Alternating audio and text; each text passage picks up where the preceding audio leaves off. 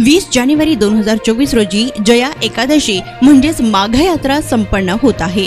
यात्रेच्या अनुषंगाने भाविकांना देण्यात येणाऱ्या सोयी सुविधांचा आढावा घेण्यात आला, तसेच दर्शन रांगेची पाहणीही करण्यात आली। त्यामध्ये प्रामुख्याने भाविकांना सुलभ व जलद दर्शन उपलब्ध करून देण्याच्या दृष्टीने आवश्यक अशा उपाययोजना राबविणे, चांगली स्वच्छता व्यवस्था, अन्नदान, आरोग्य व्यवस्था व इतर अनुषंगिक सोयी सुविधा उपलब्ध करून देण्याचे निर्देश सह-अध्यक्ष गहिनीनाथ महाराज औसेकर यांनी दिले।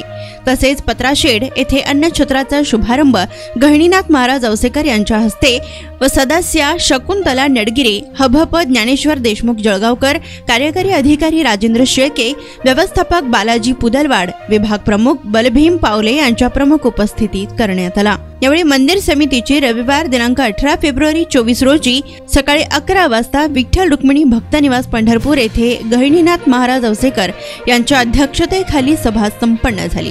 या सभेत माघ यात्रा 2024च्या नियोजनाचा तसेच विठ्ठल रुक्मिणी मंदिर संवर्धन व जीर्णोद्धार कामाचा आढावा घेण्यात आला।